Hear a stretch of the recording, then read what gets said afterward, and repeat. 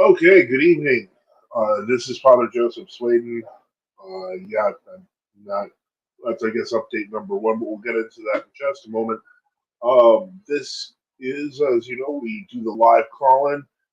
We've had a lot of updates, a lot of things happening in a number of different areas. I actually was trying to get permission or an okay. I wanted to see. I'd seen updates. If you had been following what we've been doing over the past month or two, there's been discussion about building a church AI. Without getting too much into details, somebody who is, I guess, a listener and dedicated to a number of projects has he's kind of been making advances. I don't want to get into details of what he's done without his okay. It would be great to even have him on the show. I'm hoping to see if I can. So that's one of the updates that I wanted to give you. The second one, you may have noticed, doesn't say Deacon Joseph Sladen. I was made a priest on Saturday. That is yesterday. Um, and so that kind of took up a good part of the week, as did taking care of my granddaughter. This has been a very, very busy week with considerably, I guess you could say it's been less to show for it than I would have liked. There's a lot of stuff going on. So probably Tony says, first off, let me say hello to everybody in the chat. Good evening. Hello. And hello with the, I guess I don't have that character on my computer. In any case, yeah. So what we've been doing here, again, as you know, we put up this week our first subscribers only articles on NFTU.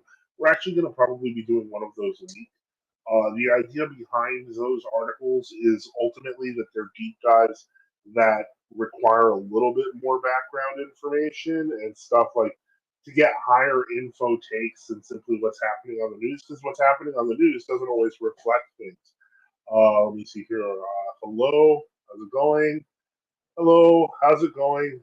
Um, and so, yeah, that's been a lot of what we've been kind of upgrading the website experience on NFTU. So we're kind of including a lot more of the YouTube. We're going to be trying to integrate YouTube more onto the site because so much of what we do is video. And thank you for that. So we will appreciate it. And so that's it's kind of it's been a busy week. Um, I, in some ways, it's been a bit of a frustrating week because so much has to be done, and now there's so much to do ahead of us that we're like, I'm just trying to figure out how well equipped I am for a lot of the things that we're doing. But we're working on it, and through God's grace, we'll get through it. Basically, I wasn't sure if Bishop Enoch was going to be on today. I thought he might. I have reached out to him, so I'm hoping he comes on soon. It is a live Q&A show, but obviously, if there's no Q's or A's or other people to talk to, obviously, I'm not going to just switch back the music back on and hope somebody else comes on that. But the point is, um, other than that, as you can tell, we started moving towards building out NFTU as a kind of a multimedia project, see how that goes. Um, and that's been a big part. That was a big part of earlier in the week, and we're now moving towards the end of the week. Uh, Again, it's been a whirlwind. Um, it's been a whirlwind going from working on that to taking care of family to getting elevated. It was a big thing. I don't want to kind of like minimize it. I'm still reeling from it. It occurred yesterday. The bishops traveled a good number of hours to get there. The service was relatively long. We started about 9 and we finished everything at about 1. And then we had some food. But it was, I made some jokes. If you're on the Discord, I was making jokes about myself because, quite frankly, I'm kind of a heavy person. And if you are familiar with the order of ordination used in the old precism Western Rite, it involves a good part of the candidate kneeling and sometimes just laying flat on the floor. As I mentioned, I'm kind of heavy. That was not good on my knees. So I made a lot of jokes in the Discord about that with a couple of pictures. I don't know if I feel comfortable sharing pictures here, but you can always go to the Discord and see them. But the point is, our house chapel is a house chapel and it's pretty small, and we discovered just how quickly it can get up to 90 something degrees. About 30 minutes. So that was interesting on itself. And but then when the service was over, I mean, there's still even more to do now because there's the first services and liturgies that a priest has to do over the next few weeks. So it's going to be something. It's going to be something, and we're still kind of trying to figure out each thing. Um, and we'll go day by day on that. As I mentioned, I don't have any other updates in terms of debates or anything like that. I was trying to set some debates up on other channels.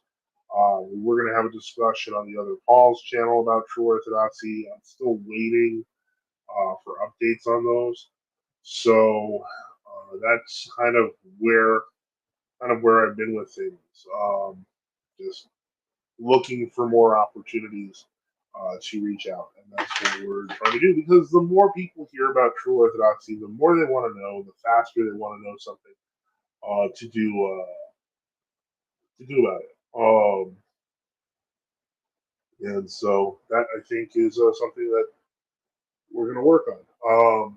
And that sounded like probably nonsense because I feel kind of like it was because ultimately it's just a matter of doing things.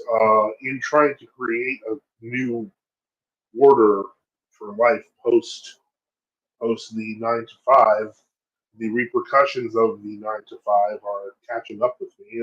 For example, dealing with unemployment, they're not very forthcoming, and so that's something. Um, and focusing on building things. A lot of people have been generously helping. A good number of people. I don't know a lot, but the point is, it's a good number of people have been helping, and so we've managed to get through that. We've gotten through this first month, and now we're seeing actually we're seeing momentum. We've actually seen everything from viewership, etc., triple, especially with the inclusion of the shorts. I didn't do enough shorts this past week simply because it seems like every day somebody was like, "Oh, this is about to happen on Saturday or Friday." And I was like, "Okay, there went that." And so I had no tomorrow to put things off to. I'm going to be better on that this coming week. Um, and so we'll see. I think there's going to be a lot of stuff that's going to be happening. We're going to be talking more about other true Orthodox churches throughout the world. I know some of the subscriber only stuff is going to be dealing with issues within true Orthodox bodies, interior politics, etc. Um, that is not, insights that are not always known to the general public. But so that's kind of where we stand here. Again, this is a call-in episode, so every week we do this. Just click on the link in blue on the top, and feel free to join in on a call. I did send a message to Bishop Enoch, as I mentioned before, but like I mentioned last week, his appearances are not going to be as guaranteed simply because of the fact that they're getting busier and busier. There's stuff always going on, people always traveling, elevations, sometimes funerals, sometimes other things. There's more. Tomorrow, we remember and thank you, Father Antonius, for reminding me of this. We remember the death of Father Benedict Ficinata of California. He was a really nice priest who seemed actually quite young for his age. He died at like 90 something, but he passed on last year. And um, he was a very pleasant and very likable priest. I met him a couple of times in kind of synod meetings over the years, and he was always a really nice person. But and so I guess we have to touch it, and that's important to remember. And of course, that's kind of something that I want to bring up because, as I mentioned, you're doing liturgies every day, and you look at the calendar, and you're like, oh, there's somebody to commemorate. So I just wanted to talk a little bit about him, and I'm going to do that, I think, more often over time. I have been blessed to know a number of people over the years in our synod, and I've kind of lived around them, spoken to them, and then they pass on. And I think that one thing that we don't do enough of, and I'm not saying us as in our synod or our people, etc., is just remembering those who touched us in all Orthodox lives. And I think it's important to remember. It's something that is very difficult to translate uh, over a digital medium. And maybe that's something that shouldn't be translated over a digital medium. Maybe this is an opportunity for me to rant about going to church, but I'm not going to do that. I'm going to just say that there is a true difference between experiencing, we have a caller calling in. Oh, it looks like this is our we have a new monastic. His name is Father, well, he's listed as Father Paul, but he's a monastic as Father Boniface. And I guess he's calling in. Give me a moment. Okay. Hello, Father. Hello. Are you Can getting you hear me? feedback? Are you getting feedback on me? No, not at all. Not at all, Father. Christ is in our midst. Yeah, I'm getting feedback. Yeah. So, how are you doing today, Father? Good, good. I thought I'd tune in and see what's going on. Let me see here. Good, good. Uh, I'm having trouble with feedback here with a reverb. The delay. Oh, okay. I mean, I don't hear anything. It sounds okay to me. So I have to get a set of earphones instead of a Okay, microphone. I see. Okay. Well, I'm that's hearing fine. it. I'm, hear, I'm hearing it on my end. Let me see what I can do. I'll get back to you. All right, no problem. Well, just call us back when you're ready to go. Have a good one.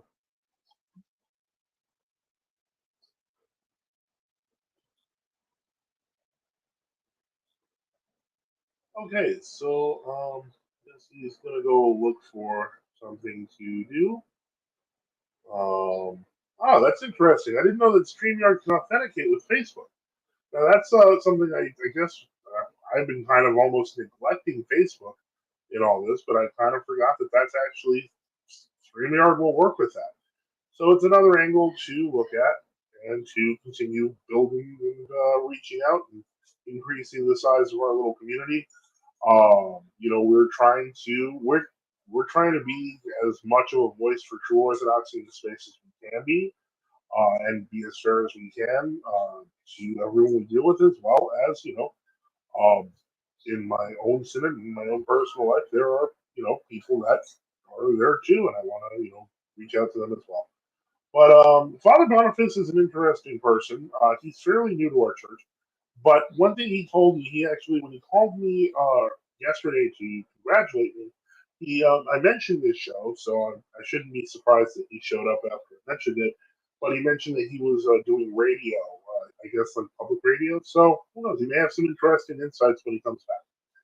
But again, anyone can call in just by hitting that blue link on the top of the chat. Feel free, and that way we'll have a conversation as we go through different updates, etc. Um, so let me see here. So as I was saying, yeah, Bishop Enoch's presence can't be guaranteed simply because of the fact that he's busy and more things keep happening. Okay, let me see if he's here. Hold on. There. Okay, I've got you back here, Father Memphis. Can you hear me? Yeah, I can hear you. Okay, you sound clear. How are you doing? I hear you good. Okay, great. Oh, excellent. Okay. Do you want to tell us a little bit about yourself on the stream? Okay. I think it's,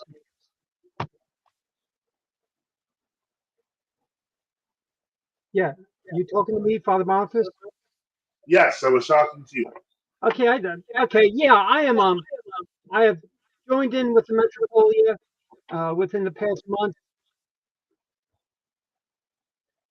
Okay. I'm still getting a delay, but I'll talk anyway. Yeah, Um, you sound fine to us on our end. I'm not but sure it where you're sounds from. like there's like the usual radio 6 second delay. But anyway, all right. Okay. And it sounds okay if you're listening on another computer. Yeah, Somebody else. we hear it fine here. Okay. Well, then I'll give you some bio. Um, I am a Protestant minister convert. Okay. And how did you find Orthodox? I think through trial and error, in a lot of ways, I I was working my way through the Protestantism, and then through many trials, eventually went to Anglicanism, then the old church, and the Roman Catholic Church, and then one Orthodox group, and then I landed with Metropolia, with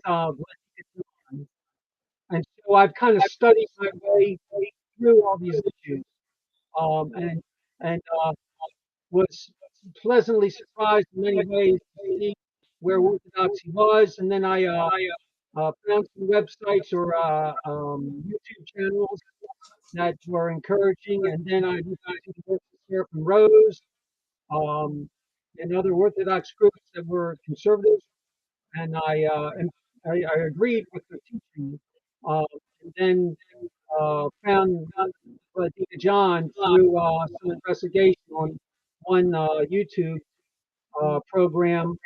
And I looked into that individual and found out that he was working with Vladika. And then so I called up Vladika and I started talking with him about, I don't know, about a year ago. And we just kept on talking and talking. And then I started to see that I might have a home here.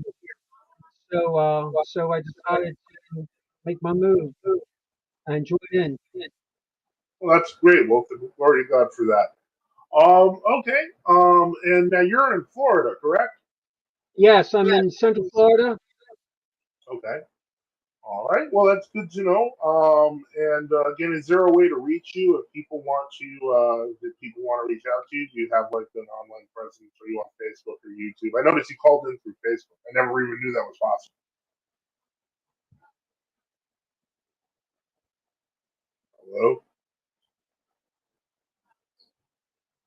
Hello, brother. Yeah, I'm still having trouble getting feedback. So you said, so what did you Oh, say? I was asking if anyone wants to reach out to you if they have any questions. How would they do that? If someone wants to reach out to me, Okay. oh, Um, okay, I finally heard you there, clear. Yeah, I'm on Facebook. It would be Father Paul Arms. okay. All right. Well, that's good to know. In that case, yeah. So, did you have any questions for the show or any comments that you wanted to talk about?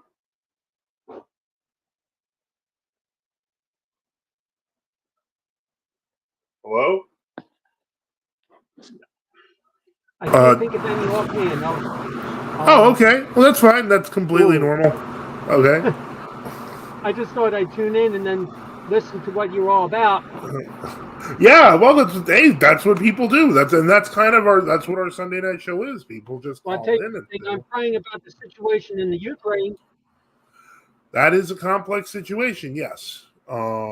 It is. We actually addressed that in one of our recent articles on NFTU because there's aspects to it people don't really realize when they are talking about it, and so there's a lot more going on that I think is going to become clearer over the next the coming months.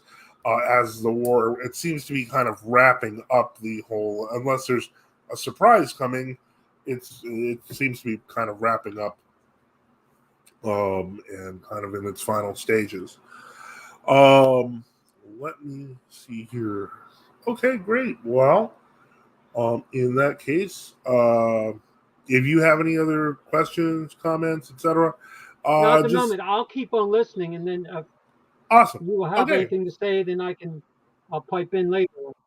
all I right, can get sounds over good. this feedback issue too. All right. Sounds good.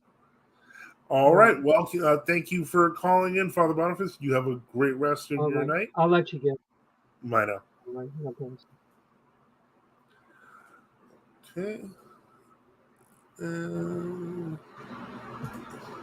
Okay, so all right, well that was interesting. So we got a call early on again, and feel free to call. There's always you can always use the link on the top of the chat bar.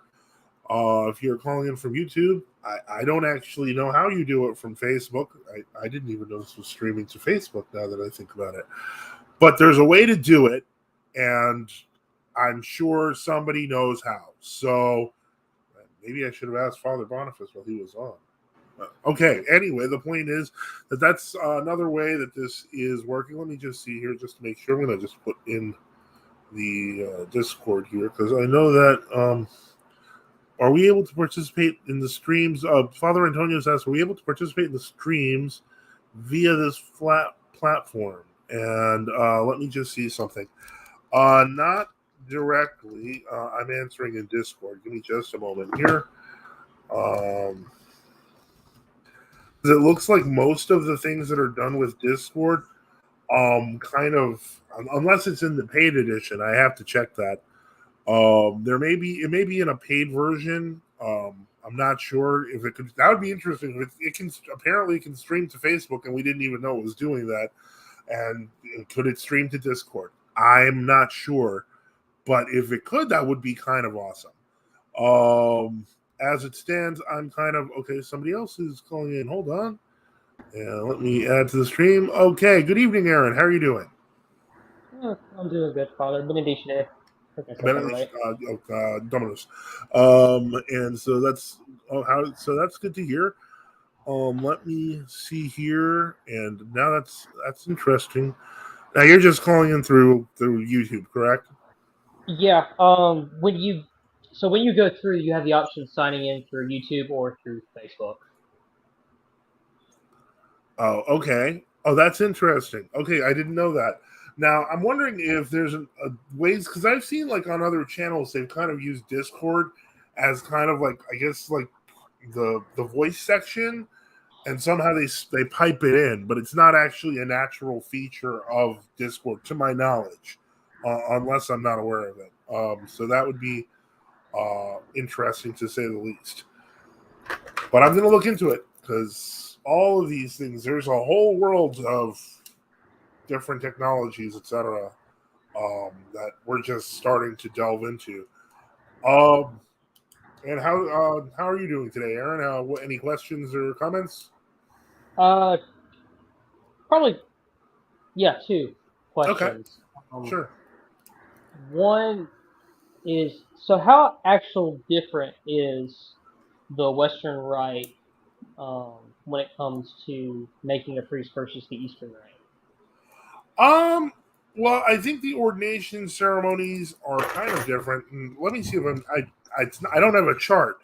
Give me just a moment.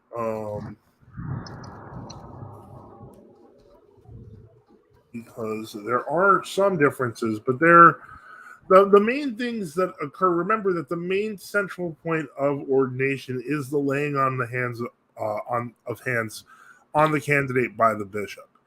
And so that is there, but for example, let me see here. Okay, the priesthood. Yeah, a priest rests his head on the altar, and then the bishop puts the stole in the right hand over the candidate's head, and so then he's vested. Um, from what I remember from yesterday's service, basically you're put on your knees first. You're vested, kind of with pins to kind of hold it in place. Um, you basically you have to go down on the floor first, so you're kind of laying in a cross position, and you're kind of the staff, the bishop's staff is kind of put around you. I don't know how to, like, it's like kind of tap here, like tap on one side of your head, tap on the other side of your head. No, like tapping around. I don't know. You're kind of like, I would say, like those autopsy drawings, I guess, with the police. Kind of just goes in circle around you. But then the rest of it's very similar. The bishop actually kind of reads prayers over you, puts his stole, puts his hands over on your head, and the prayers are that the Holy Spirit come down and give you this ability. One thing I think that is, I don't know if this is unique to the Western Rite, but I've actually gone through all the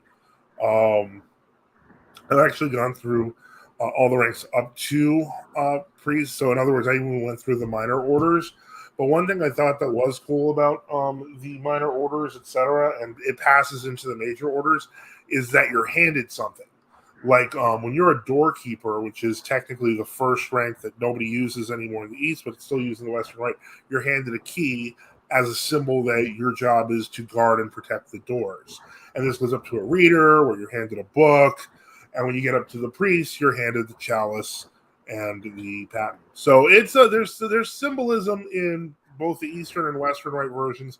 From what I understand, the Western Rite version is somewhat longer, but it's still a very moving service, no matter which way you go with it. So that's part of the reason why I've been, even though I was blessed to serve in the Eastern Rite, after this ordination, I am very familiar with Western Rite and have used it for a great number of years, and so I was very comfortable becoming a priest in the Western Rite.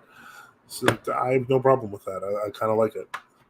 But did you have any other questions about the service? I mean, basically, I would suggest, as I mentioned on social, that if you're fat, you should really lose weight beforehand. Nah, I don't have that problem, thankfully. Yeah, I didn't once. Not with my job. I can't keep weight. That's my problem.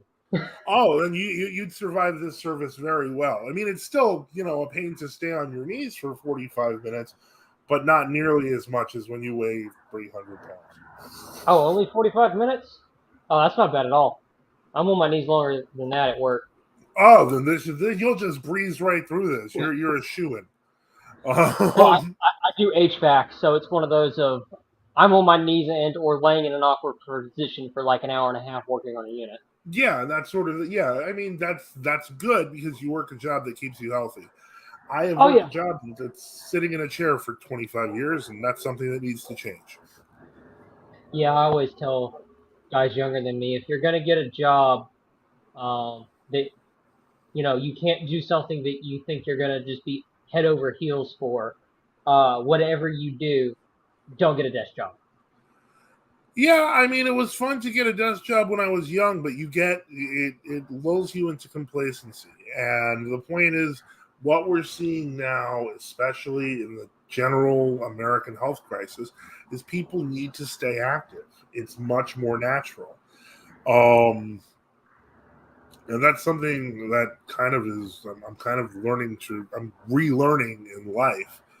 Because when you don't do the desk job after so many years, you suddenly realize how much time you were just sitting there, and it's the weirdest and most surreal feeling in the world. But it's something that I'm starting to actually appreciate now. Well, it's especially with the way America's set up at the moment. It's one of those you're trained from childhood to do that. Yeah, that's exactly what the school system is. Yeah, it's to train you to be a good desk servant. And but obviously, there's so many other problems with the school systems now. That's just the number one reason not to recommend public schooling. Yeah, no, that list grows longer and longer by the day. It has things on it that I didn't think would ever be on it. Yeah, no, I agree. This what we're seeing now is we're seeing now is just kind of unprecedented. Father Boniface said I access to Facebook. Might try YouTube, see if I get less double talk. Well, you're welcome to try. Wish Kitty 67. I guess I haven't been keeping up with current events. How recently were you ordained a priest, and with what's in a jurisdiction? The same one that I'm with, the Orthodox Metropolitan of North and South America and the British Isles. As for how long ago, yesterday. So I hope that answers that. It looks like Father Paul is back, and let me see if hold on one moment. Let me see if he wants to be on the stream. Give me a moment. Hello, Father Boniface. Are you? It looks like you're back, or were you just kind of watching? I am trying to overcome that feedback. Oh, okay. No problem. Well, just kind of give us a thumbs up in the studio there when you're ready to when you wanna if you wanna come on, and if you don't, that's fine. But if you do, just give me a thumbs up or message me in the chat because there's a private chat inside the studio that you can reach out to. Okay, so we're back here. And what else is new, Aaron? How are things going otherwise? Oh, pretty good for the most part. Thank God. Thank God. That's good. Yeah, no, things are actually going decently well for once. That's good. Yeah, no, I know that feeling. It's when things start to seem to go absolutely right, that's when people get most suspicious, and with good reason, because sometimes there's something that's coming right around the corner, but you never know. So always important to be careful on that. I always got all right. What's the devil got in store now? Yep. Well, thank you, and thank you very much. So that's good to hear. And okay, so I have been waiting to see if Bishop Enoch is coming. My guess is because we hit the 45-minute mark, most likely he had to go do something, and he's either out cold or traveling. So I wouldn't have that much of an expectation for today. As I mentioned, things are getting busier. It seems that ever since March, April or so, we're just getting more and more requests to reach out. And so we're kind of trying to get more done. And that's ultimately the reason why they ordained me, because I was kind of like, it's like they're like, okay, well, now you're someone in the Northeast who can do things. And that's good. So now I can actually make good on all of the things that I've been, that we talk about on the show. Because we're always talking about like, yeah, well, sure, if you want to join the church, we'll take care of it ourselves. One moment. Bishop Enoch is here. Hold on. Well, he's not in the studio, but I just got a contact from him. Hold on one moment, please.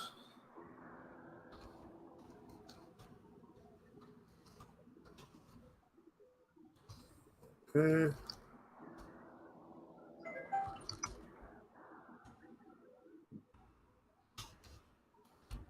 Okay, so there's a possibility we may see Bishop Enoch tonight. Give me just a moment. Let me see here. So that's a possibility. But so as I was saying before, I got that message. We're able to do more things. Like if somebody says I want to become true Orthodox and they're not incredibly far from me, I have no problem with bringing them into the church. And I think that's the attitude I think everyone needs to have, especially in this time period, because a lot of people are asking about Orthodoxy. And more importantly, a lot of people are starting to see the hypocrisy in world Orthodoxy. And so we're supposed to be ready. We're not supposed, I used to think, and this is going to sound kind of goofy, when I was younger, that when you became a priest, all of a sudden, you had this cachet of wisdom. And the point is that cachet of wisdom is just experience. So my opinions haven't really changed. Yesterday I got made a priest, and today I still really think we should just go out and start baptizing everyone who is asking for it. And yet the title's changed, but I still have this weird opinion. So I'm going to stick with it because I think that's something we need to do. But other than that, So we're just waiting to see. But hold on.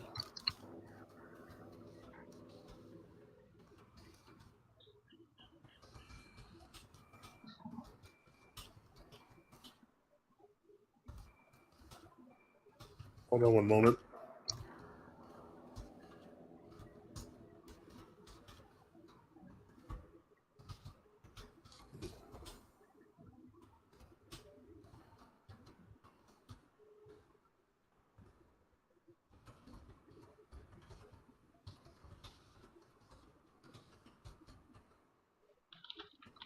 Okay. So yeah. I'm just trying to reach out and get an update on Bishop Enoch, and we'll see what else is going on here. Okay, well, let me see here. Did you have any other questions? You mentioned you might have two questions, but I don't know if I answered both or if there was another one there. No, the other question was, do you, or I guess anyone else in the Discord, have PDF files or anything like that of the Western Right stuff y'all use in the? You know what? I'll tell you probably the best resource, because we actually put up a link on NFTU many years ago, because we actually put up about 10,000 pages worth. So I'd say about like 75 to 80% of the medieval monastic psalter that they use online.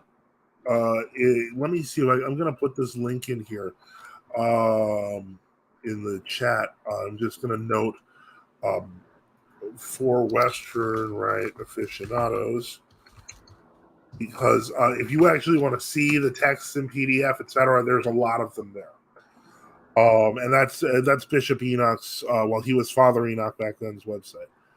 Where will your home parish be located? Well, technically at my home.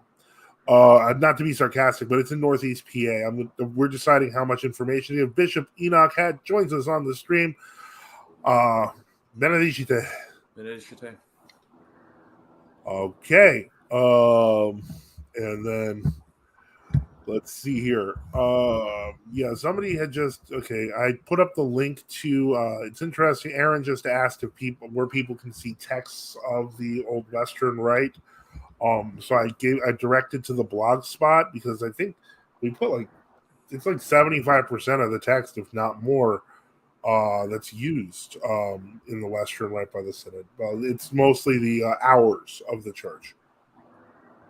Yes. Okay. How are you feeling today, Vladika? I'm all right. Okay. What is our topic for today?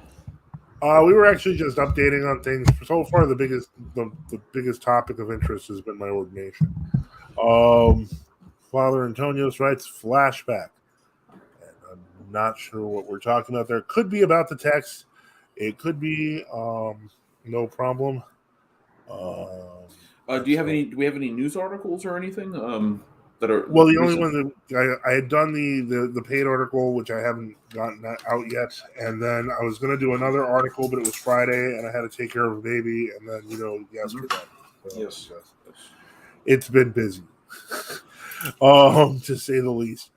But yeah, so let me see here. I haven't seen any. There hasn't even been, I'd say, much in terms of news.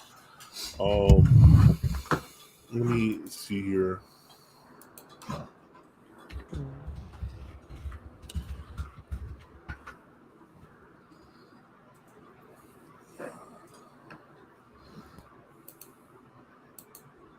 All right, let me quickly look up here. There was an interesting article, actually, that, let me see if I can find it.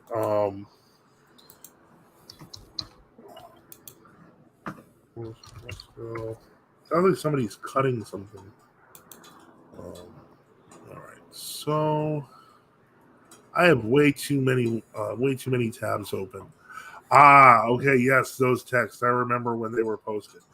It was a while back, a very long time back. I think probably about a decade ago. But they're obviously the same texts. The church's texts are eternal; they don't change. So I scanned them. I remember. Yeah, I remember you scanning them.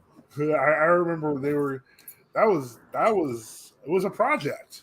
How long did that take us? It was a few months. I think I was able to scan the most in like 2 or 3 weeks because I did it for like a few hours a day. Okay, it So felt longer. maybe it was. It could have I been. thought it was like 2 months, but it could have very well been 3 weeks. It's just it was a Herculean effort because it was a lot of text.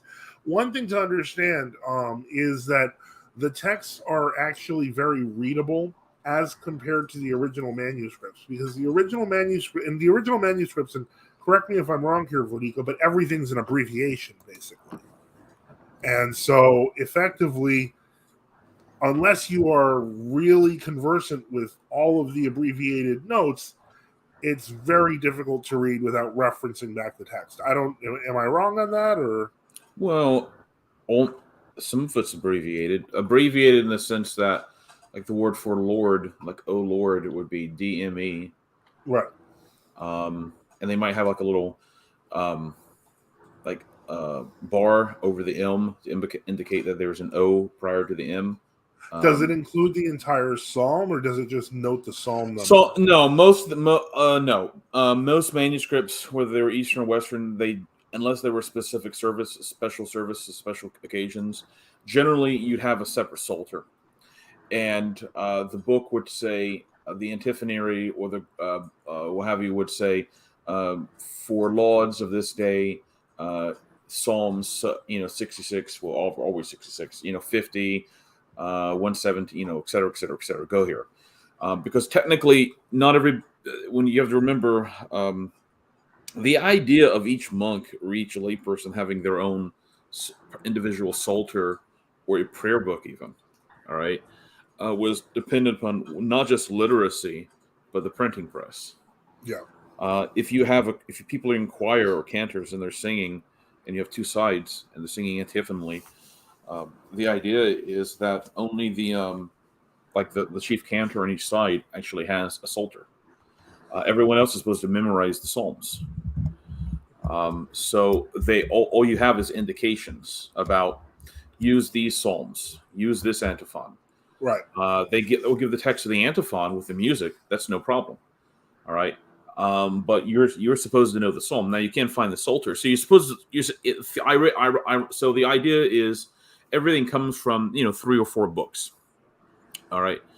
What we did was for the for the case of instructing people, everything was kind of combined into one book, so people didn't have to have a psalter in one hand. They didn't have to have several books in the other, and such. And so that's the easiest way of reading it. Although it's still a lot of material, it's still a lot of books, and I think people do start to memorize the Psalms if you're used to it enough. So, but I mean that's the same. Like you look at the earliest manuscript we have, it's sort of complete of the Byzantine liturgy. Mm-hmm. It's called Barberini Codex, and that's for the liturgy, the actual mass, you might say, mass liturgy. It's a euchologian, and it doesn't have any diaconal petitions in it. Not because there weren't, but simply because there were no reasons. There were no reasons to have them. There would be the deacon would have his own book. Hold on for a second. Someone's talking to me. Okay. Yeah, I hear the dog. Yeah. Okay, that was quick. I assumed somebody wanted to ask a question, and the dog kind of came in. I hope that answered the question, Aaron. Oh, yes. Sorry, I was staring at my cat. Oh, that's okay. My I have a kitten at the moment, so I'm trying to keep it alive. Oh, is the kitten sick? Oh, no, it's just stupid. Oh, okay. Well, that's good. It's a kitten. So yeah, that's one of the it's kind of as you could say, the differences between the Eastern and Western Rite, besides like how the Psalms are arranged and the music itself, once you understand that all the prayers have the same intents and meanings, it's really just like, I don't want to minimize it and say that it's just a matter of local custom, but it really is. And if you look at the different Western rites, you'll realize that it's very similar to how different Eastern services developed among Serbians, among Greeks, etc. It's just that process was truncated by the 11th century schism. But restarting that process, it still would follow the same natural and organic path as other things. I'm a little bit confused right now. Hold on.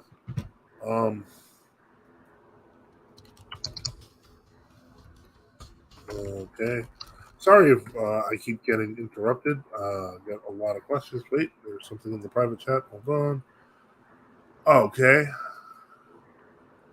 All right. Let me see here. Yes, this was from last week. I wasn't sure if we talked about this. Oh, yeah. Hold on. Okay. Let me see here. So, okay. Okay. And so he's going to call in 50 minutes instead. Okay, so that kind of limits how much more show we can do, because I will be getting a call from the bishop at a guess about 10 o'clock. So, okay, hold on one moment. Benedicite? Benedicite. Okay, yeah. So it looks like I can only stay on until about 10 o'clock, because it looks like Bodika John is going to call me then. Okay. Okay, now you gave me a link though to an article which I'm going to put up now, which is interesting. This was I can't believe this happened a week ago. It feels like more, but no, it really kind of did happen in the past 10 days. Give me a moment. I'm just gonna share that. And settings, no, not settings. Present. So this happened on the 28th of July or 27th. And give me one moment. I'm not sure. And I think this is the one that was sent. Yep. Okay. So this is still one of the strangest things that I've heard among ecumenists in a really long time. And then let me see here. Father Antonius does ask, is St. Gregory's Press still active?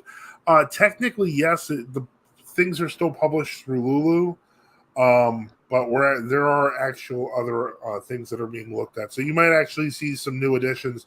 I know we're revising a prayer book soon. Come again? I'm looking forward to that revised prayer book. Oh, okay. That's great, Aaron. I'm glad to hear that. All right, so let's get to this article, because this is kind of strange. Apparently, it's a new bishop for this was he's kind of like with Constantinople for Albania, and for some reason, when he read the creed, somehow he added the filioque. He added the and the son. He just felt like it. Like, I don't understand how any Orthodox clergy, even an ecumenist, could just feel like adding the filioque. The Union of Orthodox Journalists is a Ukrainian based site. It's mainly from the original Moscow Patriarchate Ukrainian group. Mm-hmm. Yeah. The New Free group. And so if you want to read the article, Father? Yeah, sure. On the 25th of July, 2023, Bishop Theophan Koja of Philomelian of the Constantinople Patriarchate had recited the Catholic Creed during the ordination. He himself claims that he simply made a mistake, but is that really the case? Cadres decide everything. Top-level leaders know very well that for important and complex tasks, appropriate personnel capable of fulfilling these tasks need to be selected. This means that the selection of personnel for a particular position is a good indication of what events are planned and what tasks an organization is setting itself. Who is this new bishop of Philomelia? Before the ordination, specifically on the 5th of July, 2023, the Holy Synod of the Albanian Orthodox Church published an official communique which states Archimandrite Theophan... Communicate. Yeah, you're right. Sorry. Which states Archimandrite Theophan Koja is known in Orthodox Albania as a leader of schismatic activities. Some details of his biography were also made public. He was born in the Albanian capital, Tirana, in 1966, received his spiritual education in a seminary in Durrës, and then traveled to Romania, where he was ordained as a priest. Further, in the communique, the following is mentioned. Upon returning to the country, he led a group of ultranationalists who expelled the clergy of the Autocephalous Church of Albania from the Panagia Church in the city of Elbasan on October 8, 1995, during the Divine Liturgy. Some clarification is necessary here. The history of the Albanian Church, like other churches under communist rule in the 20th century, is tragic. In 1946, communists, led by Enver Hoxha, came to power in Albania. And in the 1960s, a brutal anti-religious campaign began in the country with the destruction of churches and the execution of believers. Nikita Khrushchev's promise to show the last priest on television on Albania was almost realized. In 1969, Albania was officially declared the first atheist country, but in 1991, the communist regime fell and religious life in Albania began to revive. Despite the fact that the church was practically destroyed at that time, after the persecutions, there were still 15 priests of advanced age remaining. In the same year, Patriarch Demetrius of Constantinople appointed Metropolitan Anastasios Giannolatos of the Church of Greece as Patriarchal Exarch in Albania, although the autocephaly of the Albanian Church was recognized by Constantinople in 1937. The next three bishops of the Albanian Church were also ethnic Greeks. Such a dominance of Greeks did not please either the Albanian authorities or the very ultranationalists who in 1995, led by Theophan Koja, expelled the Orthodox from the Panagia Church in the city of Elbasan. Now, however, Theophan Koja, formerly an Albanian ultranationalist forcefully driving Greeks out of the church, had become a hierarch of that very Constantinople patriarch he once opposed. He previously moved to live in the USA, where, after an unsuccessful attempt to obtain a hierarchy position in the Orthodox Church in America, he joined the American Archdiocese of the Fanar. The swing from a sworn enemy to a loyal friend for the sake of personal gain suggests opportunism. Yeah, and that's an understatement. Yeah. The first point is opportunism. The next point, after expelling the Orthodox from the Panagia Church in the city of Elbasan, Archimandrite Theophan placed priest Nicholas Marcu there, who was ordained in the schismatic, at that time, Macedonian Church. Incidentally, as the Albanian Church stated, this Nicholas Marcu continues to occupy the historic Church of Elbasan to this day. Oh, wow. Okay, go ahead. This shows a different disregard for the canons of the Church. It doesn't matter where and by whom a person was ordained. Once he put on priestly vestments, he's already quoted priest. The second feature is disregard for the canons. Thirdly, as previously mentioned, Archimandrite Theophan attempted to obtain the episcopal rank in the OCA, but he was refused. If I may just take a moment, this really isn't getting to the why of the filioque. Yeah, I know. So I'm really hoping there's a zinger at the end here. The reason, as stated in the communique, was that the leadership of the OCA received credible information about his schismatic activities. The second attempt, namely to obtain the episcopacy within the Constantinople Patriarchate, was successful. This persistent pursuit of the episcopal rank allows us to speak about such a quality as ambition. Let's clarify. It is possible that Theophan Koja is indeed a firm ascetic, a fervent man of prayer, and a talented organizer. We could not find information about this in open sources, but the facts described above allow us to draw the mentioned conclusions.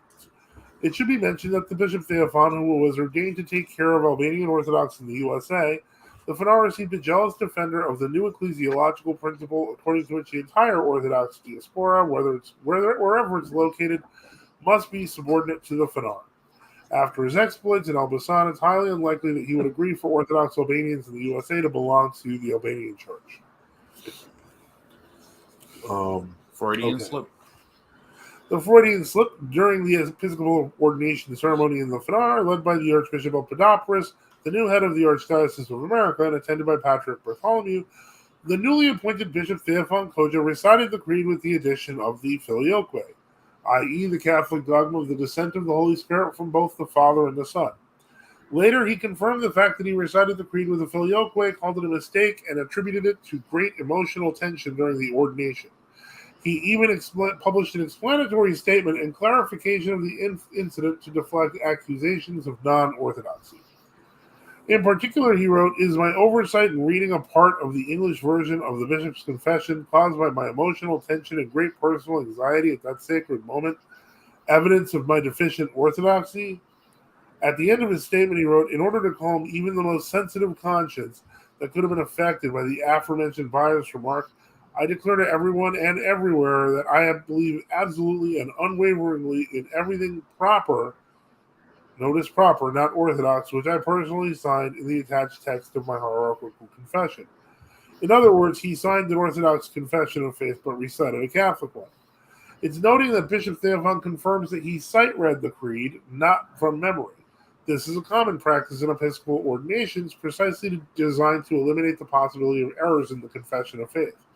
Can one imagine that he made a mistake in this process? Theoretically, it's possible, although the likelihood is very small. But here arises an interesting question. Why did he make a mistake precisely in this part and not in any other? How is it possible to read one confession from a sheet and audibly articulate another? This is only possible in one case: if the Catholic confession of faith was on his mind and his thoughts at that moment.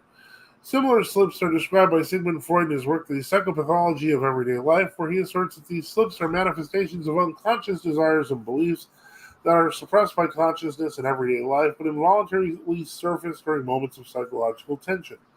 In other words, the conclusion suggests that this slip by Bishop Theophan is an involuntary expression of his true beliefs.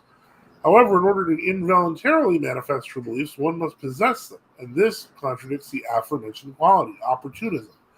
If someone is forcibly expels believers from a church because they're supposedly pro-Greek, and then seeks episcopal rank from the same Greeks, can one imagine that he has firm beliefs in the field of dogmatic theology? So an explanation of the mistake, a different explanation of the mistake is more likely it was made deliberately. Now, I should know I'm not too much of a fan of Sigmund Freud or this, what do they call it again? The psychology of everyday life. Psychopathology of everyday life. Because people can actually make mistakes, but this doesn't seem to be like an actual mistake. Right. Now, and the final part of this, if it wasn't a mistake, basically is talking about unionists, etc. Basically the primacy of the Pope and the filioque being the most important. Well, they mentioned a lot of the mistakes about the Council of Toledo. We could get into. I mean, let me see here. Yeah, if you just want to read, it's only like a page. If you want to read the rest of it, we can talk about it. Okay. It just sounds historically wrong. Yeah. The paragraph in question says the second option. No, go up. Go up. Okay. Go up. Okay. Go up. Which? Just finish reading the article is my point, because this is the meat of the material we can talk about.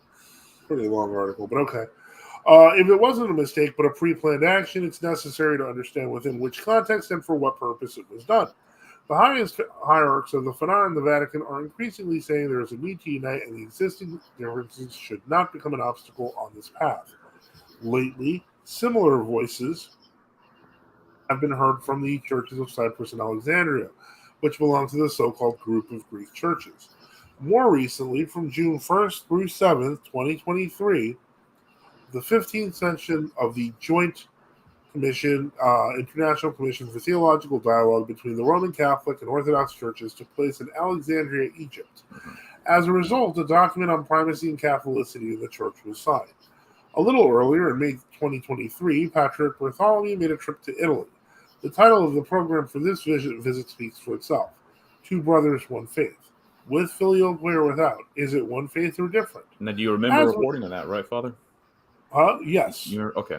All right. So in other words, Patriarch Bartholomew's official position is that the head of the Vatican, the so-called Roman Catholic Church, and they have the same faith, and they're brothers in that one faith. Correct. So it's public declaration that they are part of the same religion, same faith or church. Right. Okay. So that's a public. Obviously, it's not conformable to orthodoxy. That's a public proclamation of heresy. I can't really see any other. any other way to look at it. Yeah, exactly. Did you want me to keep reading, or Yeah, should we just? yeah. I'm just going to make comments on it. We can talk about it. All right. As we know, the dogmatic differences between Catholicism and Orthodoxy today are quite significant, but the historical disagreements rooted in the first millennium of church history, when the church itself was still unified, boil down to 2 points: the primacy of the Pope and the descent of the Holy Spirit from the Father alone, or from the Father and the Son. Indirect indications suggest that this question is intended to be resolved in a way that the Roman bishop will hold primacy in the Catholic world and the Constantinople bishop in the Orthodox world. In their relationship, the Roman Pope will enjoy a primacy of honor. So, in other words, the idea between for ecumenism that Bartholomew and others envision, it's not a unia in the sense of Brest-Litovsk, because that idea would have been subjection to the Vatican. Right.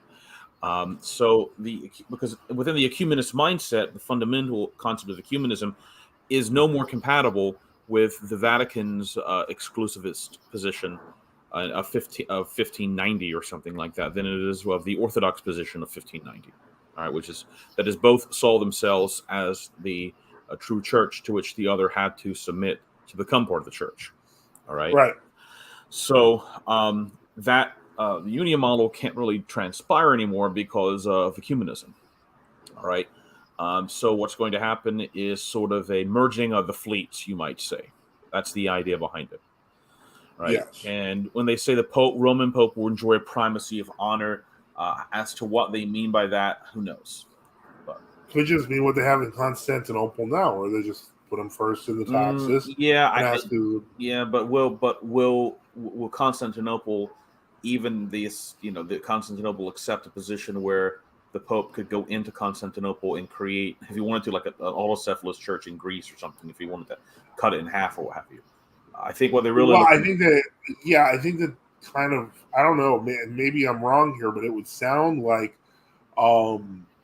based on what I've seen in other more ecumenistic documents, it seems that Constantinople's position would be that the position that the Pope has around the world, Constantinople would have in its own sphere, which would mean effectively the Pope could do anything he wants outside of the Constantinople sphere, and the Constantinople sphere, the Patriarch acts as a minor Pope.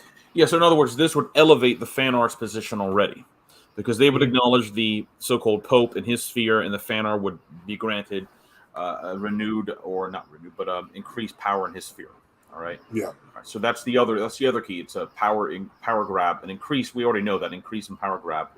And Father Boniface writes, "There's no way an Orthodox priest will say the filioque by mistake." We agree. Yeah, absolutely. All the stars are dead. The only people who do are recent converts from Roman Catholicism out of habit, perhaps, or someone who is planning on converting to Catholicism. That's much more sinister. Yep. I was told by my former Carpathia priest that the filioque is not heresy. Yeah, I think most of them hold that it's not heresy, even if they don't agree with it. It's a heresy, though. I mean, it is heresy. Yeah, it is a heresy, but their position, they're unions, so their position is that it's not. Yeah. Okay. All right. As for the dogma of the descent of the Holy Spirit, there are 2 options: either to simply silence it, or to convince believers that it is possible to believe both. These 2 options are not mutually exclusive, but rather complementary. The tactic of silencing is aimed at those who believe that the subtleties of theology are for theologians and not essential for ordinary believers. The second option is targeted at those who might object that one cannot believe in both ways simultaneously. This tactic of persuasion is intended for the category of believers who can be convinced that in reality it is possible. More precisely, it is possible to remain within the unified church and be at the same time tolerant towards those who are convinced that the Holy Spirit descends solely from the Father, and those who believe he descends from the Father and the Son. This position has historical precedence. The doctrine of filioque was first proclaimed in 589 AD at the Council of Toledo. For almost 500 years thereafter, the church remained unified despite some believing in filioque and others not. Okay. For instance, in 808 AD, Pope Leo III received a complaint from the Patriarch of Jerusalem in which he lamented French Benedictine monks who recited the creed with filioque during the Mass on the Mount of Olives. Okay, so the 589 Council of Toledo did not put the filioque in the creed. That's well known. The question remains: the only questions then are, what did King Recared say in his speech to the council before? I think right at the opening, and what? And there are a set of 18, sometimes there's two recensions. There's a set of 10, I think, anathemas, and sometimes 18 or 20 that are appended to the end of the council. Now, there's actually one of those anathemas. They're sort of in the form of like a capitula or canons, I guess. Mentions like he who does not believe the Holy Ghost proceeds equally from the Father and the Son, let him be condemned. There's actually a question about whether those are genuine to the council acts, or that if a later scribe appended them to him. I have not seen evidence that you can find those in any manuscripts of the council before the 9th century. It's generally admitted that an anonymous scribe in the late 10th century called Sigibert in Spain actually added the filioque to the council. So that's what's being said about Tertullido. Now, I don't know if they know any better. They probably don't. It's simply not accurate. All right. Yeah. So you can, and secondly, there's when you start to look at the issue about the whole Mount of Olives situation, there's a supposed confession of faith that was attributed to Leo III that doesn't exist before the mid 11th century, and it's generally acknowledged now that the text where Leo III was like, well, you have to use the filioque, but you don't have to say it. You have to believe it, but not say it. That's a invention of he was the one who forged some text in Constantinople, something of Chamdassi. Anyway, that's generally acknowledged that's a forgery. Now, there was some sort of controversy that happened on the Mount of Olives because it is mentioned in the Royal Frankish Annals from the 850s. Okay. And there was a council held at Aachen to resolve it. Okay. Yeah. But even the council held at Aachen, if you actually look at, we don't have the acts. We don't have, nothing remains of it except for a mention in the Royal Frankish Annals. And all it says is that a question was brought up by the monk John. And no one's quite sure who the monk John was. Some say, oh, that's a Greek monk complaining at this council. Others say, no, that's a French monk complaining against the Greeks. No one really knows. All right. Once you remove the sort of forged creations of the 11th century. And the council, as the only record we have, simply says something like, there were several issues brought up at Aachen, and it was considered impossible to resolve them, so no decision was made. Not impossible; they were too difficult to resolve, so no decision was made. So even the view that Aachen confirm the dogma of the so-called dogma of the filioque is not absolutely certain, if at all. It's the evidence for that is much later. Being interpreted back into history through forged documents and supposition and such. So that's even a problem.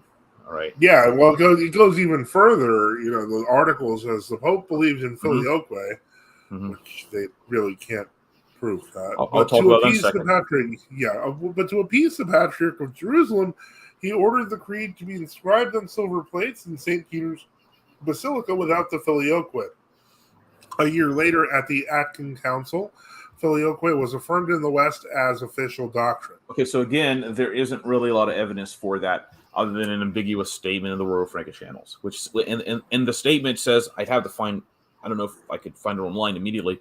It's just like a paragraph or actually 2 sentences, and it says that at Aachen, there was an issue brought up about the procession of the Holy Ghost, and there was a discussion brought about organizing the various sees and metropolitan positions of bishops in France or something like that. All right. It said that the issues were considered to be of too great importance to be resolved at the council, so nothing was decided. That's all it says. The claim that Leo III believed in it as a doctrine. Well, first off, we might actually say, when they say filioque, there may be, what do they mean? But because some people may just mean a temporal procession, which is not a procession in any sense. All right, not in the eternal sense. The other point is we have the letter of St. Maximus to Marinus, which clarifies what the people who were using language that sounded like that in the 640s or so. It clarifies what people in Italy believed about it. Thirdly, a lot of the claim, again, that Leo III believed in this as a doctrine in the way that at least the later Roman Catholic Church came to view it, is based upon a fabricated confession of Leo III that doesn't date back before the 11th century. And who is this? Who is the guy who fabricated it? Leo. Hold on, let me look at Leo III.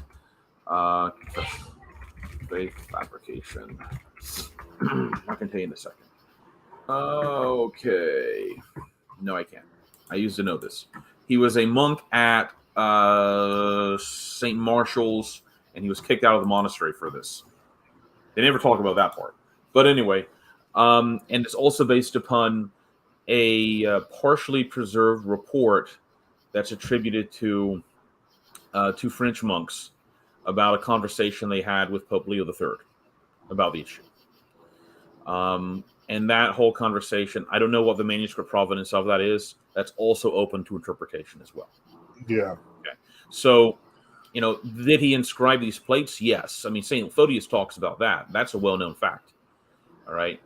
But, there are issues in the historiography, you might say, of the filioque interpolation and the later view that was adopted by the Roman Catholic Church that are not necessarily conformable to the way history books talk about it, which I think creates dangers because it contradicts this view that, well, people believed in the filioque doctrine of the Lateran Council of the 1200s, even back in the 500s, and no one really had a problem to it until St. Photius made a lot of trouble.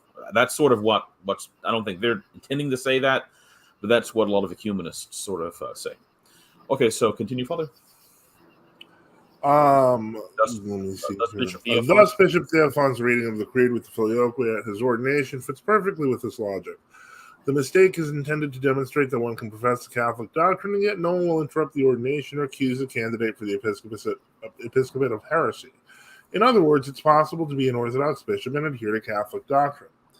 Finally, we should refute the argument put forth by Bishop Theophan in his defense, stating that he signed the document with the Orthodox Confession of Faith, and therefore he is Orthodox.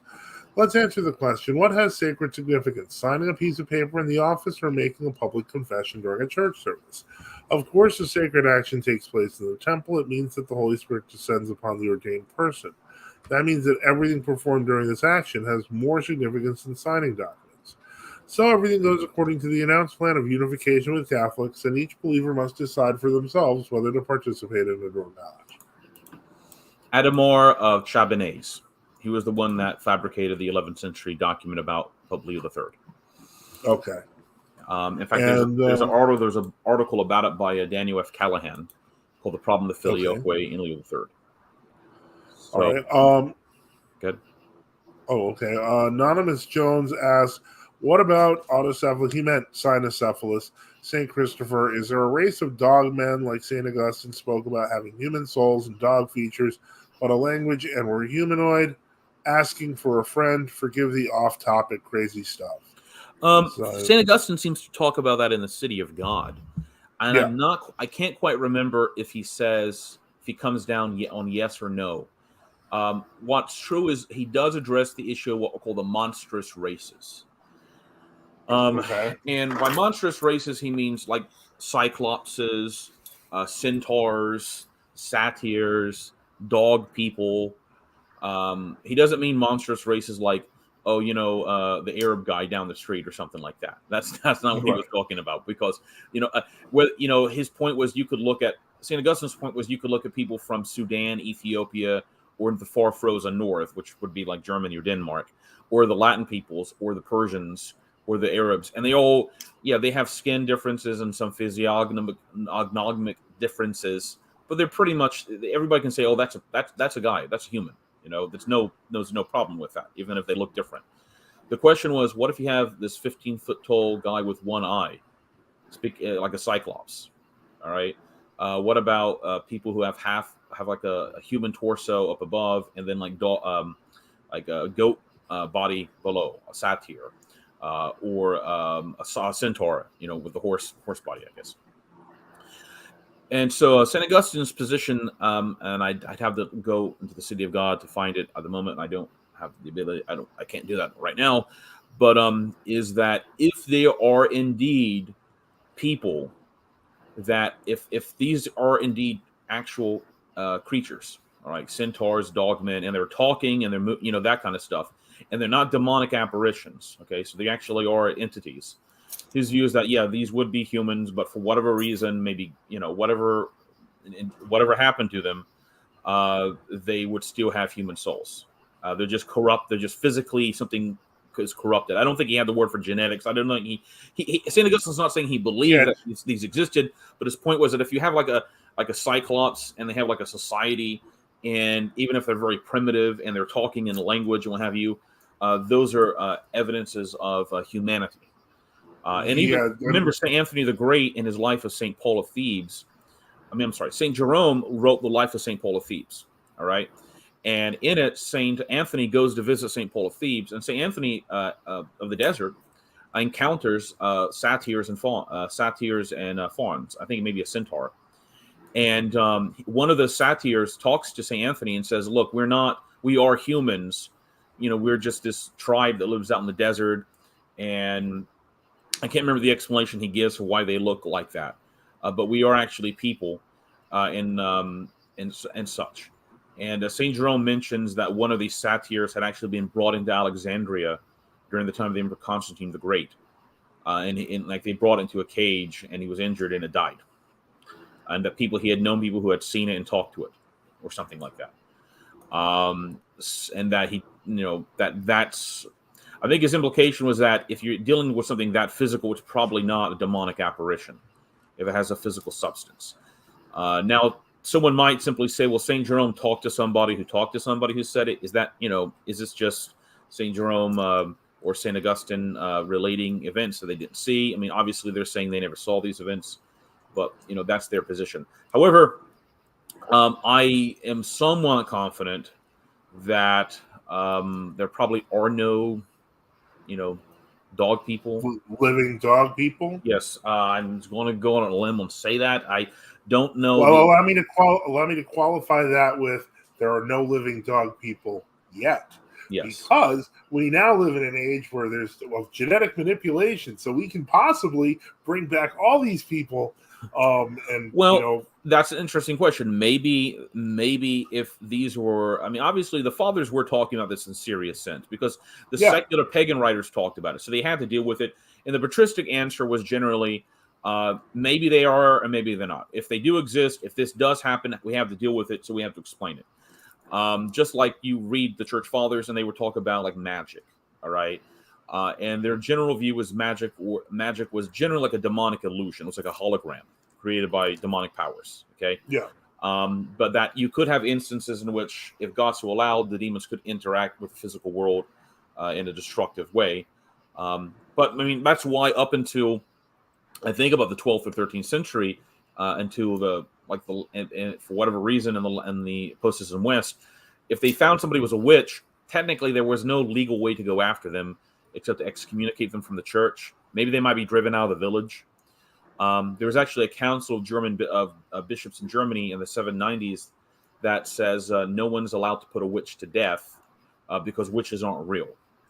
And by what it meant by saying witches aren't real is that they acknowledge they have no power. Yeah, they would have said that there are people making deals with the devil and they can kind of make illusions and almost like holograms. But these are just that. That's all it is. They're not really flying and they're not really flying around.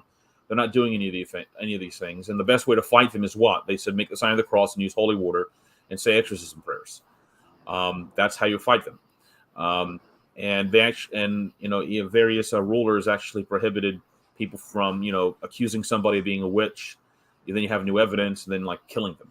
All right, because how that would sort of witch trials.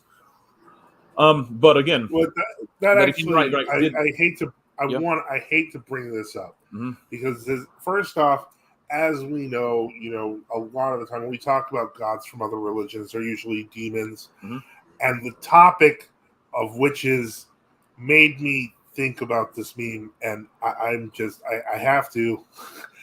It's just, especially when we think about Allah, in Islam, and was he, obviously, like, he sounds like a demon when you actually read the stuff.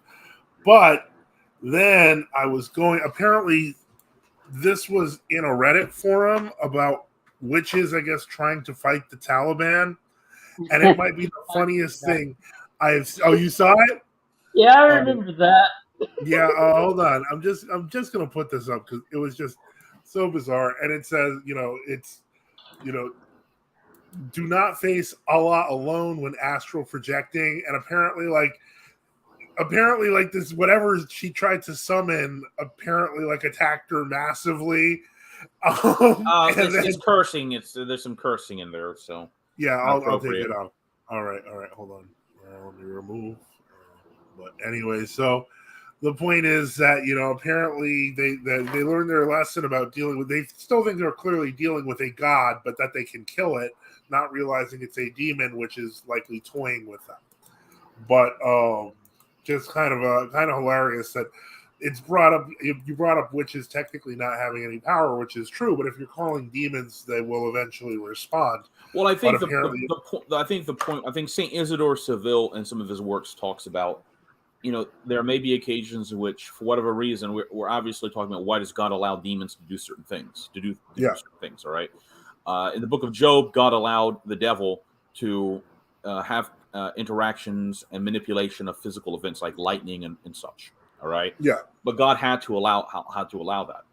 And I do recall reading, maybe there was some 19th century Russian writer, monastic writer, who said something like, God restricts the powers of demons because if he simply allowed them to do whatever, there would be mass chaos on the planet. Because you're dealing with fallen angels who could conceivably, if God wasn't restricting what they were doing, they could, maybe cause earthquakes. Maybe they could cause things like that. So go ahead. Well, I mean, this was just to kind of put in context if you were able to catch up before the cursing, but this was apparently some group of very pro-American Wiccans who were specifically targeting this Allah demon because they wanted to mess with the Taliban. So they were like seeking out this thing to attack it with their booga booga spells or whatever. And the point is, I mean, that's not the same. God restricting the demons makes sense, but what if you're poking the bear? Oh yes. I mean, yeah. Well, you're kind of asking for it. Yeah, at that point, you're making a deal. You're opening yourself up. That's not a case of some bystander Christian. Yeah, exactly. You're going out of the way, being a witch, thinking you can kill a demon that you think is a god. Good luck. All right, you're going to get exactly what you deserve. Possessed.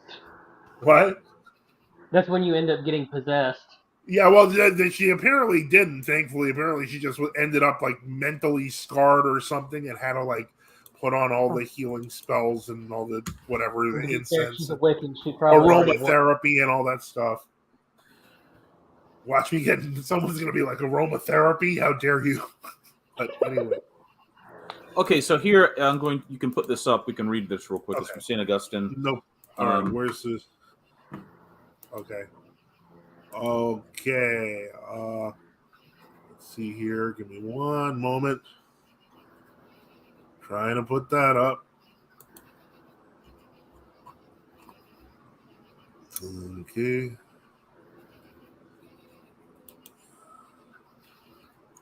It's in a private chat. Okay. I put it up. Can you increase the size a little bit so I can see? I can try. Give me a moment. Let me see if there's. Yeah. Hit the dismiss. Whoa. Yeah. Whoa. Oh no, that's.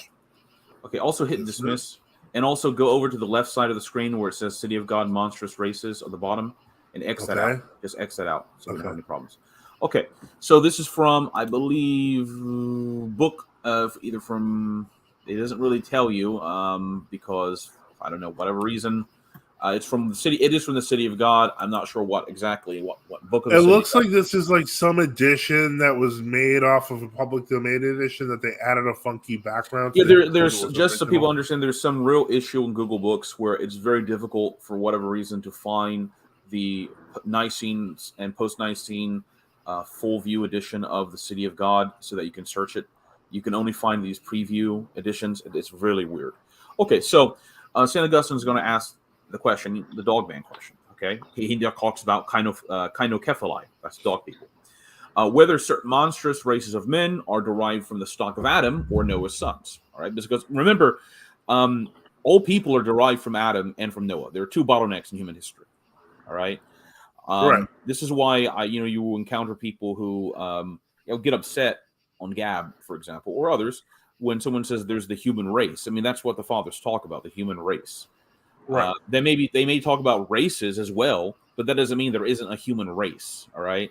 The word race was often used as kinds, as they talk about the race of the Latins, even if the Latins looked identical in some cases to the Greeks, they'd still say race. All right. But there is a human race that is those derived from Adam, all right, which is all men. Okay, it is also asked whether we are to believe that certain monstrous races of men, spoken of in secular history, have sprung from Noah's sons, or rather, I should say, from that one man from whom they themselves were descended. For it is reported that some have one eye in the middle of the forehead, that's the Cyclops. Some feet turned backwards from the heel, that's sort of the goat people. Some a double sex, the right breast like a man, and the left like a woman. That's something from Greek mythology. I don't really recognize immediately. Sounds like a hermaphrodite. Yeah. Well, they're half the body is man, half the body is woman. That's what they're saying. And they alternately beget and bring forth. Others are said to have no mouth and to breathe only through the nostrils. Others are but a cubit high, so I guess, and therefore are called by the Greeks pygmies. They do exist. By the way, there are midget people. There are races of midget people. Yeah, there are other tribes that eat them. Yes, exactly. They mostly. I lived in the Congo, and I think almost there's very little on the left. The other African tribes, hunted them down. They say that in some places the women conceive in their 5th year and do not live beyond their 8th. So these are again what's being said. So too they tell of a race who have 2 feet but only 1 leg, and are of marvelous swiftness, though they do not bend the knees, and they are called Scipiodais, because in the hot weather they lie down on their backs and shade themselves with their feet. Others are said to have no head, and their eyes and their shoulders. And other human or quasi-human races are depicted in mosaic in the harbor Espelond of Carthage, on the faith of histories of rarities. What shall I say of kynokephali, whose dog-like head and barking proclaims them beasts rather than men? But we are not bound to believe all we hear of these monstrosities. But whoever is anywhere born a man, that is, a rational mortal animal, no matter what unusual appearance he presents in color, movement, sound, nor how peculiar he is in some power, part, or quality of his nature, no Christian can doubt that he springs from that one protoplast, Adam. We can distinguish the common human nature from that which is peculiar and therefore wonderful. The same account which is given of monstrous birth. Can you go down a little bit further, Father? Yep. Mm-hmm. The same account which is given of monstrous births in individual cases can be given of monstrous races. For God, the creator of all, knows where and when each thing ought to be, or to have been created, because he sees the similarities and diversities which can attribute to the beauty of the whole. But he who cannot see the whole is offended by the deformity of the part, because he is blind to that which balances it, and to which it belongs. We know that men are born with more than 4 fingers on their hands, or toes, or on their feet. This is a smaller matter. But far from us be the folly of supposing that the Creator mistook the number of a man's fingers, though we can not account for the difference. And so in cases where the divergence from the rule is greater, he whose works no man justly finds fault with knows what he has done. At Hippodiatis there is a man whose hands are crescent shaped and have only 2 fingers each, and his feet similarly formed. If there were a race like him, it would be added to the history of the curious and wonderful. Shall we therefore deny that this man is descended from that one man who was first created? As for the androgyni, or hermaphrodites, as they are called, though they are rare, yet from time to time there appear persons of sex so doubtful that it remains uncertain from which sex they take their name, though it is customary to give them a masculine name as the more worthy. And I can't read the rest of the text, unfortunately, because the preview edition does not allow it. I wonder if there's a better way to get the city of God. Let me just There is. okay? There is. Hold on. I can I was find going it. to say, if you want, I can upload my copy of the PDF to the Discord. I'm sure that it's the city of God by Augustine. It has to be. I'm gonna check archive. Simply because Archive has it, and the Christian Classic Ethereal Classics Library Ethereal as well. Library. Okay. Yep. It's the Nicene and Post-Nicene Yeah. So Fathers series. here's the CCEL. Okay. Hold on. I think we had Father Boniface on earlier. Yeah, he's been on a couple of times. He had some audio issues, but he did talk to us for a little bit. Okay. I just sent you a link to the CCEL. They do I have am the full. pulling it up right now. Okay. As you can see, it looks like pretty much a copy of the CCL, the previous edition you were looking at. Yes. Give me a moment. It's just basically someone copied it and put it on a fancy background and claimed to copyright it. But I am going to put that up now, just so you know, and for all of our listeners to remind you that this is probably the only show where we will talk about dog-headed people.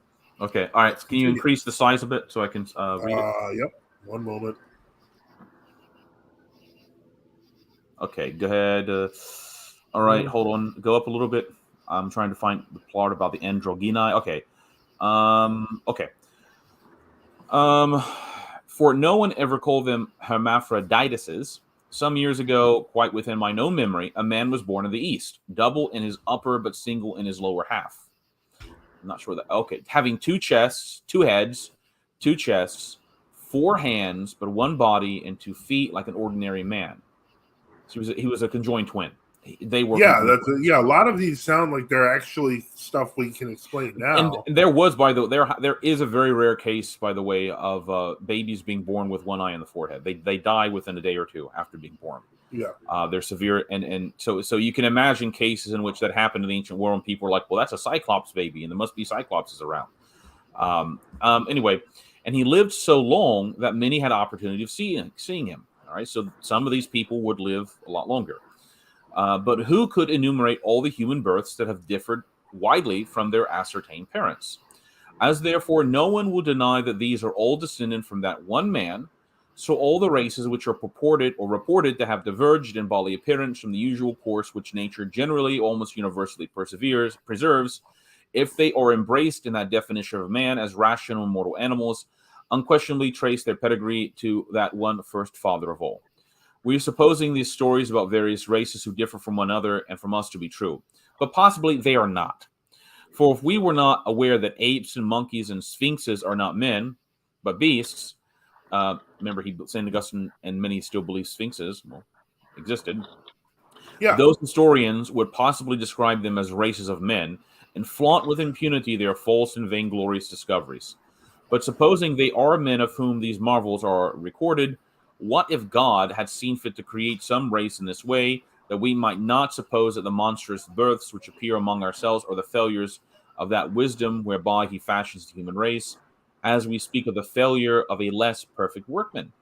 Accordingly, it ought not to seem absurd to us that as in individual races there are monstrous births, so in the whole race of humanity, all right, so there's the race of the race, there are monstrous races. Wherefore, to conclude this question, continue it cautiously and guardedly. Either these things which have been told of some races have no existence at all, or if they do exist, they are not human races, or if they are human, they are descended from Adam. Can you go to the next? Let's see if he continues and any other fact. Yeah, hold on. There's an arrow at the top right. Right, yeah. I just want to see if this just may be the only place he talks about it. Hold on. The antipodes. That's that's the flat Earth question, but we could talk about that later. Okay. That's interesting in itself. Okay, so St. Augustine's point is that, if this does exist, if they are rational and mortal animals, that's the definition of a man, a rational mortal animal. By animal, it means like an animate being. All right, mortal means capable of dying. Rational means you can talk. All right, you have discourse. If they do have that, then they're human. All right, and people can joke around or be offensive for whatever reason, but they're from an ontological, theological perspective, even the very first beginnings of human life in the embryo, in the womb, even though that is a human, all right. And even though someone could say, well, they can't talk, well, they have the capacity. They just don't have the potentiality expressed to the moment because the body hasn't developed. All right. You can find people who are born with heads that are. There was a famous woman in this movie in the 1930s, or man, I'm not sure. The One of Us line. You've heard of that? Yeah. And her brain's the size of, or his. I can't remember if it was he or her. Their brain was the size. He or hers. Him, I think it was. Yeah, it was a him. His brain was the size of like a grapefruit, and his IQ was like that of a 3-year-old. All right. Right. But they were still a person. They're not that smart and everything. They're not. That's not a race of people, by the way. I mean, you can find people like that as a birth defect. There's a name for it, and such. So, St. Augustine's position and the patristic position is that if you do encounter these people, they are humans, and they are deserving of respect. St. Augustine did not have the idea, nor did St. Basil or St. Chrysostom, of, well, you got mentally retarded people and go ahead and get rid of them. That would have been considered monstrous to the Christian mentality and perspective, what have you. So, again, St. Augustine seems to say we are not obliged to believe these stories about the dog people. So, are there dogmen?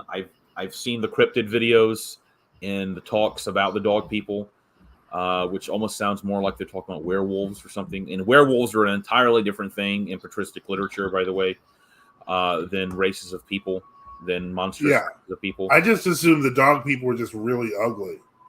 Well, you know what? Maybe it is. Maybe there existed some. Where do Kainokephali? Where are they supposed to have lived? I don't even know. You can look up.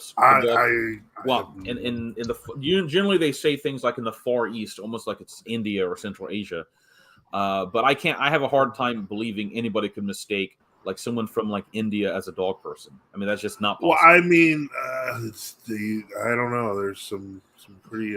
Well, I don't know. Maybe there are people with birth defects, but you have a snout, they have big ears. I mean, dog people. That sounds like a nudist. It looks like Cassius and his Indica wrote a detailed report on the existence of Kainokephali in India. Dog-headed people in India. Okay, I hate to say this, but a lot of it seems to be just based on India. Okay. And there's ancient Libya. So, yeah, that seems to be where the most well-known Kainokephali type people were. Okay. All right. Again, what can I say?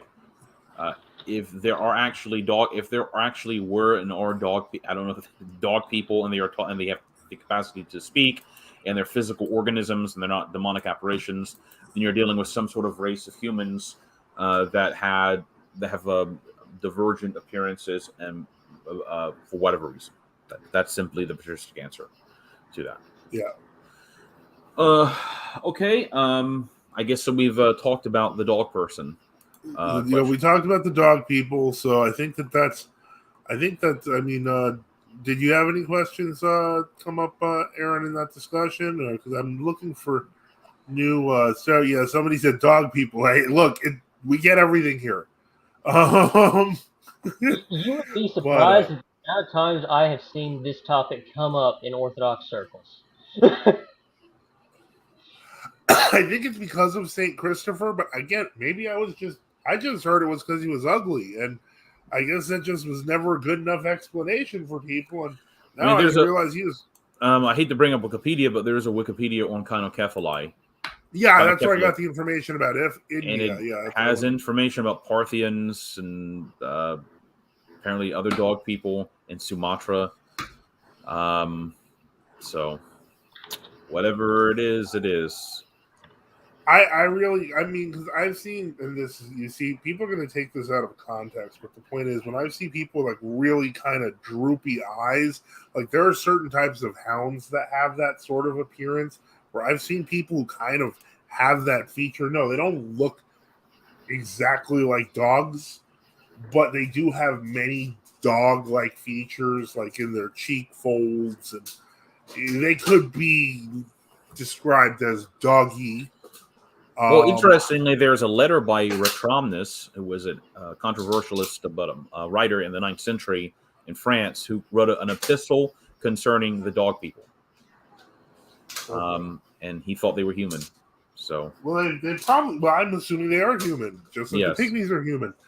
But the point is, I guess, like if I was in a 6 to 7 foot tall tribe and I saw a 2 foot full size person and a whole tribe of full size people, I mean, granted, I would think I'm intelligent enough to think that they're human, but apparently there were also people saying that the Norse, that there was also this belief that the Norse were dog-headed people as well, but I guess that turned out not to be true. Correct? Yeah, they probably just went over there and didn't see any. Okay, all right, and of course there is a. If you go down further in the article, the Wikipedia article, it describes actually those groups of people St. Augustine was talking about. The Blimy, Cyclops, and Sciapods and such.